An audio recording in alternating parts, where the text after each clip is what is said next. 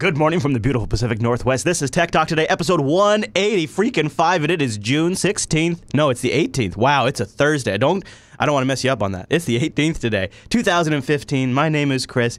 We have a lot to get into today that's kind of smacking me in the face. There was a story that we let slip through the cracks, and I was like, nah, it won't matter. It won't matter. And then it came back while I was just sitting here in the studio preparing the show, and it went right in my face. I said, Chris, you've got to talk about this story. So, Mumble Room. Good morning. Time-appropriate greetings. Are you ready to tear into this story? Let's go for it. Let's do it. Now, you know, we've been kicking around the whole net neutrality thing for a little while, and actually, last Thursday, I believe it was, Title II went into effect in the United States. Net neutrality essentially went into effect, if I'm understanding. And today, as a result of that, now we didn't really talk about it because there was not a big difference. Nothing really changed overnight, but things are going to begin to change, at least until the telcos successfully challenge this. And as one of the first shoes to drop today, Sprint is announced that it is halting data throttling. You know, on these networks, when sometimes you start to use too much data on the unlimited connection, they would start to throttle you. Well, they've been doing that for years now to reduce the flow of data to the heaviest users, especially when the Sprint network was over busy.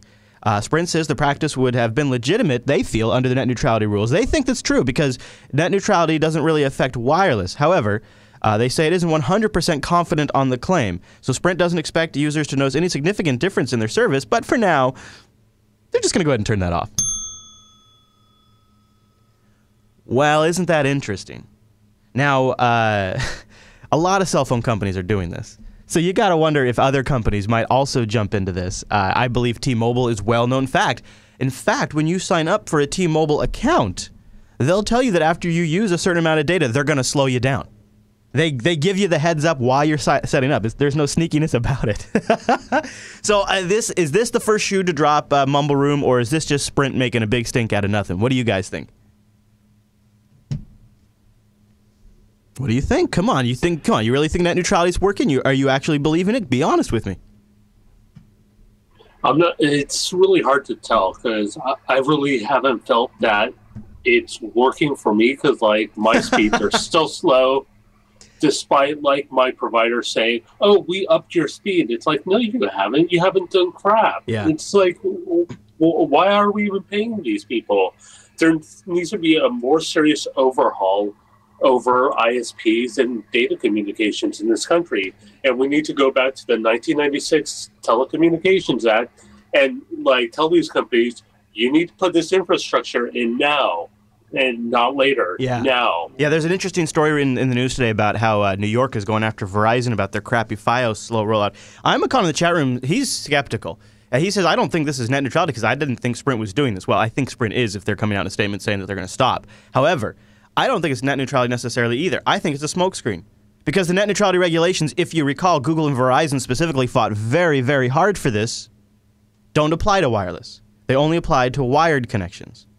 And Sprint even says that in their statement, but then they say in the next sentence, well, but we're not 100% clear. What's there not to be clear about? So, I don't know. To me, I think this is about, boy, if I was going to get, hold on. You guys smell that? Yeah. Oh, yeah.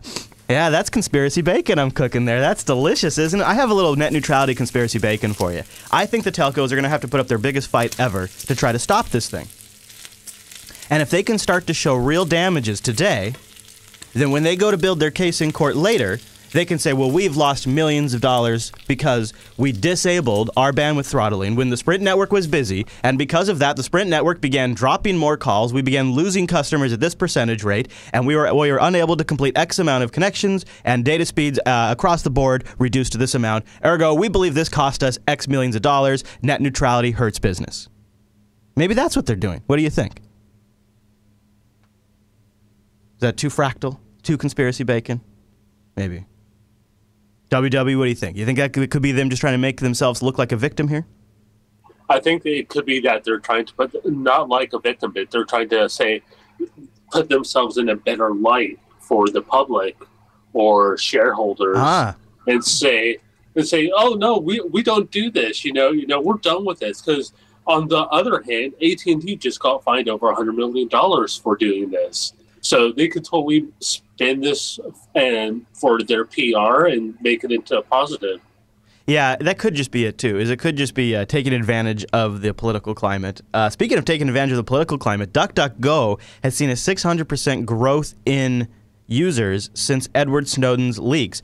Gabe Weinberg stopped by DuckDuckGo, or stopped by CNBC. He's the CEO of DuckDuckGo, and he talked a little bit about it. I'm going to play a clip of his interview. You guys are going against all the conventions of how this is supposed to be done, right? You're not collecting information. You're based in Pennsylvania, right? Yeah, that's right. Come on. Pennsylvania. First of all, okay, if you're not collecting user information, how are you going to make money? How are you going to become a big brand that people can trust long term? So already we're doing about 3 billion searches a year, so we're already pretty mainstream. But it's really a myth that you need to track people to make money in search. So we make money just with keyword advertising. You know, type in car and you get a car ad. And it's really that straightforward. Google tracks you on all these other sites because they run huge advertising networks and other properties, you know, like Gmail and photos. And so they need that search engine data to track you. And that's why ads, you know, follow you around the internet. You've probably seen that. But in the programmatic era, isn't more granular data even more important? I mean, are you seeing your revenue continue to be stable even as these networks want more information to target that advertising? Yeah, on search, and that's the thing. If you just focus on web search, you don't really need to track people. And that's what consumers don't really understand, is that their data is being leaked for other reasons that they don't even realize. You must have run some numbers that looked at what you could be making if in fact you tracked, yes? Yeah, it's actually, you don't lose that much because the most lucrative advertising is things like mortgages and cars. And people just literally type that into the search engine. Listen to that. And people advertisers just bid for those keywords. So what is different about the product that you're running from when you have a private browser window in an existing browser, when you go incognito in Chrome? Because there are options to turn on private browsing for whatever mainstream server you're using. This is another big myth that people have, is incognito mode actually is only for your computer and not around the internet. So when you're in incognito mode, you know, Google's still tracking you, your ISP still knows where you're going, all the sites you visit can still track you, including advertisers. It's just when you leave incognito mode, you know, your spouse can't see where you were. Good, I guess. How much share can you take in terms of search? And is there a ceiling on that because of the model you've chosen to build? So Pew Research has been doing these kind of amazing privacy studies recently. The last one, they said that 40% of Americans would prefer a no tracking search engine. So we think our market share could go really high. That's huge. Our main issue is just no one has heard of us. You know, our brand awareness is still pretty low. But Apple included you in iOS 8 as an option. How much did that actually help your growth? A lot. So we've grown 600% since the surveillance revelation started 2 years ago. And like I said, we're doing 3 billion searches a year now. Gabriel, my idea is that it would make a big difference if consumers just knew what's out there about them and who's got the information and then have the ability to turn things on and off.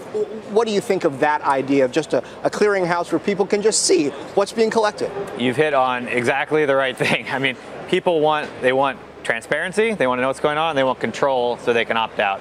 And unfortunately, they're usually getting neither today. How come nobody's asking for that? They're starting to ask for it. I think people. Gosh, this is so people great. Legitimately were throwing up their hands. Yes, saying, I think so too. I don't know. I can't do anything. And now we're offering, and Apple, like you commented, is offering some real choice. That is a great interview, and this is wow. So this week, that is exactly the point I was making on this week's Coder Radio, like to a T. In Coder Radio 158, Privileged Programmers. I talked in there about how I think privacy and encryption is going to be the new fanboy holy war. We're gonna fall down a little bit on the sides of. I mean, we'll still care about operating systems and things like that, but the next wave of real tech fans, the fight there is going to be more about models of privacy and protection. And do you keep your information private? Do you believe in keeping your information safe, or are you comfortable with turning it over to something that maybe that's creating something amazing? Anyways, I don't want to ruin the whole thing. It's all in 158, a small. Imacon says a small detail. It kind of highlighted at the end. Apple has DuckDuckGo as a default now. Is it the default or what? Or Bing is? I don't know. But yeah, iOS 8 started shipping with DuckDuckGo in there, which was huge for them. Now, WW pointed out this story to me. Uber is potentially having in California to relook at how it does its contractors and make them employees. You know, those Uber drivers that are driving around, they may have to become Uber employees, right, WW?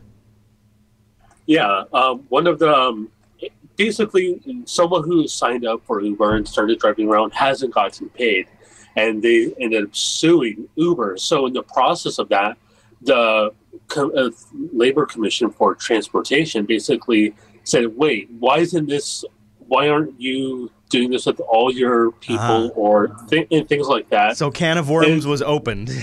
Oh yeah. So now they're looking at making everyone pretty much an Uber employee. But on the other hand, Uber is now, they're going to appeal this. So you're going to be seeing much more of this in the news, because this is going to be halted for a little bit while it battles out in court over to the commission. And apparently, for some strange reason, the California Labor Commission is against employees. So, you know, this could go either way. And if this is successful, then that's going to mean other drivers are going to just be able to, you know, sue Uber on the same premise. Yeah, I wonder if that's what I was wondering. Is like, is this something unique to California, or is this going to be a domino effect that starts to happen here? Oh, if it happens in California, who knows? It might happen in other, you know, states. I'd really like to see if anybody else knows if this has happened in their local area. That could be an Uber mess for Uber, but I don't know. That'd be a fun one to watch. I have not yet taken an Uber, but I am tempted to. I know they're active around here in Seattle, at least. I should try it. Get some on the scene reporting in. Speaking of on the hands reporting, let's talk just really briefly about the freaking Apple Watch. Apple Watch sales estimated to be at 2.8 million. Sports bands for Apple may cost them around $2 in parts. 2.8 million is a really huge deal because Android Wear didn't break more than 1,000 in all of 2014. Wow, 2.8 million in the United States, just in the U.S. alone, according to Reuters. They previously estimated 1 million on pre-order. That's pretty nuts. The report claims that about 70% of those Apple Watch customers proceeded to spend hundreds of dollars on extra bands in the smartwatches, enabling Apple to make a profitable double dip into customers' wallets. Wow. Wow, wow, wow, wow. They say that more and more customers are upgrading the buckles. It's a psychological thing. Chief of Research of the head of U.S. business, she says, at the consumer research firm, she says, I start with the least investment, and then I spend more money, but I get something else. So consumers, like, they get the watch, they like it, and they're buying the bands. Like, Apple is selling more and more of these freaking bands.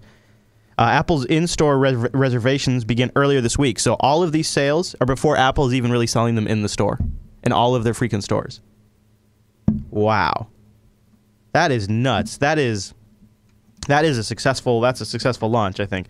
Yeah, I actually think it is. Amcon says he's not surprised in the chat room by it. I don't know. I actually am kind of surprised by it. Anybody in the Mumble room have an Apple Watch? Nope. Maybe that's why I feel so surprised, because it's so outside sort of our immediate group here that it just doesn't seem like it's that huge. But the reason why those numbers are big is that means it has already way outsold at this point in its life. They have way outsold what the iPad did at this point in its life. They've way outsold what the iPhone did at this point in its life. Like, this is already selling phenomenally better than the iPad or the iPhone did at this rate. So that is a really successful product. Now, will it slow down? Like, people thought it was. I ran a story 3 weeks ago saying that the watch's sales were going to slow down, but Reuters is saying it's not. Kind of funny with the bands thing. It kind of reminds me of Swatch when that was so popular in the 80s and 90s, where you could switch out your watch bands and totally change it around. That was like the in thing. Yes, that's a good call. Yeah, I kind of ran a commercial that reminded me of that a little bit a while back. You know, I was just looking. There's rumors already about what the next. I don't know if you guys probably don't care, but there's rumors that the next Apple Watch is going to have Apple Watch 2 will include FaceTime, and FaceTime, expanded Wi-Fi capabilities, and new models, even one starting over $1,000. It'll ship with watchOS 2. The report is coming from 9to5 Mac. The Wi-Fi chip inside the Apple Watch 2 will expand the wrist-worn device free Wi-Fi capabilities for basic tasks, including text messaging, emailing, and up-to-date weather data. The new wireless chipset will enable Find My Watch for tracking a lost or stolen misplaced Apple Watch using Wi-Fi router triangulation technology as opposed to GPS. That's neat. Similar battery life, it says, the new Apple Watch. Apple is exploring different Apple Watch variations beyond the sport. We're starting anywhere between $1,000 and $10,000 for some of these units. Report claims it's possible but not certain that Apple may release a new watch models based on metals such as titanium or even platinum. And they say maybe, they don't say when, they say 2016. They don't say when in 2016. So there you go. Yeah, that's your watch update, everybody. And meanwhile, I took my Pebble swimming, and it works fine still. So there's a plug for the Pebble. I took it swimming, and it's fine.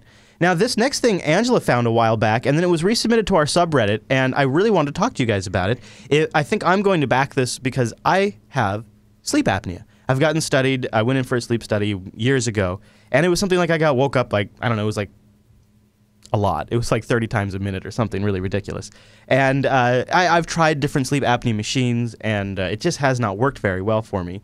Well, this is a pretty cool solution. It's called Airing, I think. It's the first hoseless, maskless micro CPAP, and it goes right in your nose, and it looks really neat. If you've got sleep apnea, this might be, or somebody you know might have sleep apnea, this might work really well.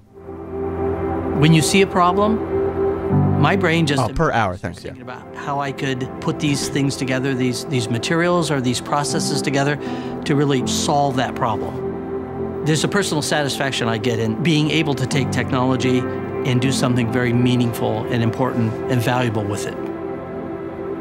My name is Stephen Marsh. I'm the inventor of the Airing technology and the president of the company.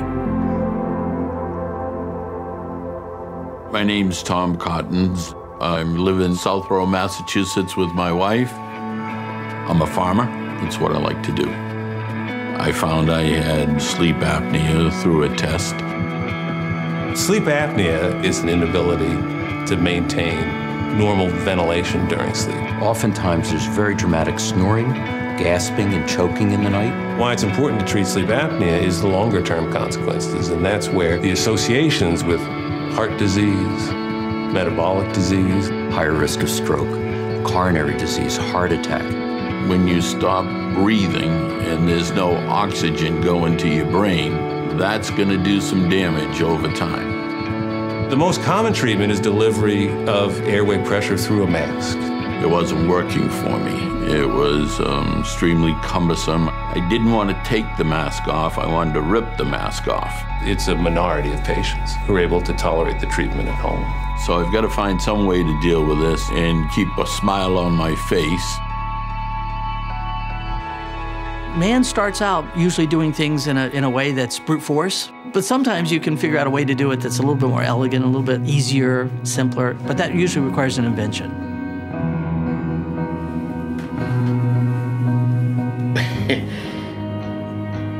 This is amazing. I really think that if this works, this will be the answer for 99% of them. They'll never go back to using that Star Wars piece on their head again. When I see this, I say, how can that possibly get the air in me? When I first talk to people about this, and I say, well, you know, we have these little micro pumps, and it turns out that they're very powerful, and they can pump the right amount of air at the right amount of pressure. Their first response is, no way, get out of here. And you know, and I go, well, yes, I think we can, because our micro pumps, our micro blowers, are very, very small. It's based on two membranes that are electrostatically attracted or repelled from each other. Opposite charges attract, and that's the bellows closing and blowing the air out. And like charges repel, and that's the bellows opening and sucking air in. And if hundreds and hundreds of these little bellows are plus and minus going together, you get a large amount of air to flow through. Zinc Air Batteries is a battery technology that has a lot of stored energy in it. It's very dense, which means it can be very small and have the right amount of energy. The nose buds, they're easy to insert. Really, it's one hand, grab it, stick it in your nose, you're done. The molded silicon rubber is extremely pliable. Everybody that we've tested it with has found it very comfortable. Really, for the first time in this disease, we have a treatment that patients will be willing to use. The long-term consequences of sleep apnea will be reduced. It's comfortable, it's well tolerated. Patients can sleep in a variety of positions. It's just a perfect treatment. It's almost like I can't wait to try. I gotta know. It's important to get this technology, to get this device, to get the air ring into people's hands as quickly as possible. The fastest way that I know how to do that is to raise a sufficient amount of money so we can manufacture it, produce it, and get it out there. So we're here to ask you to give us a hand. If you can take this simple technology and treat this sleeping disorder, this condition, that's what technology is for. You've got to go do something that's important.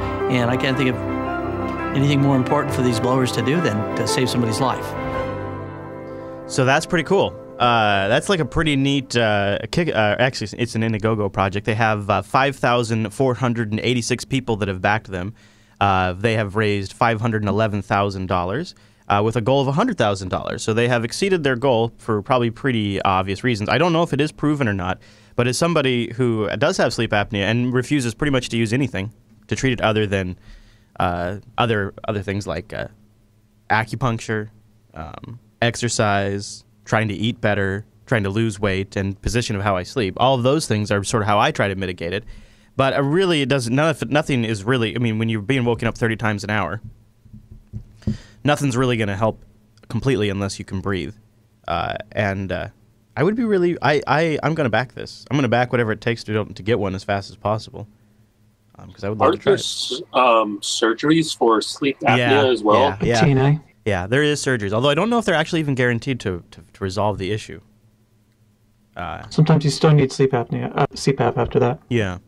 So that just doesn't seem like a great option. For this, I see a challenge is the seal around the nose. This type of connection is called nasal pillows, and it's usually a comfort feature. More people tend to have a better seal with the one that goes around the nose. And is that, do you think just because maybe the weight of this is going to pull it down, or what do you think? I do think above 10 millimeters of mercury, I think it's going to pop out of the nose. Yeah. Well, usually starts someone out at 7 or 8. Maybe I can put a little Scotch tape on there and just hold it in. No, actually, it's not a bad idea. Or breathe right strips, yeah, breathe right strip on each end. I don't know. I mean, that as brutal and awful as that sounds, would still be more appealing than a regular mask.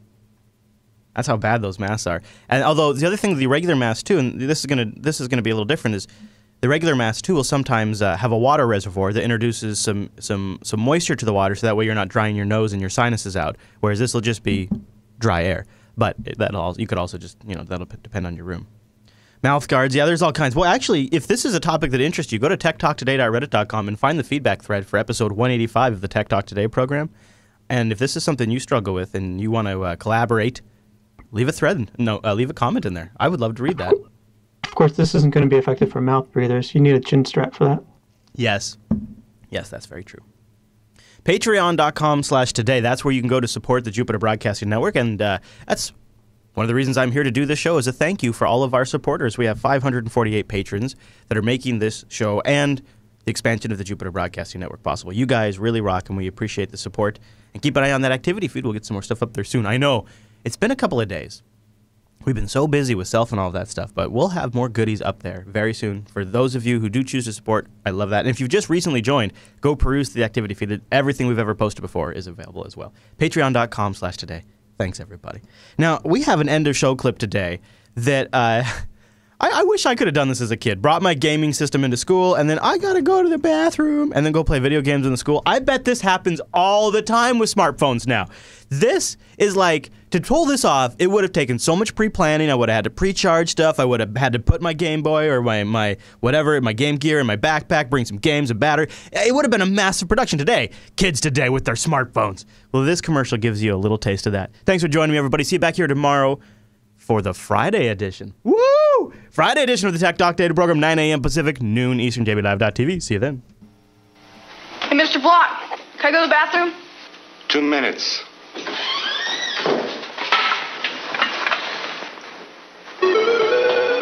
Oh, yes! Cut back! Oh, yes, yes! I'm in the tube! Oh, yes, yes! Oh! Right! Introducing Lynx from Atari, the color video game you can get away with. Well, sometimes.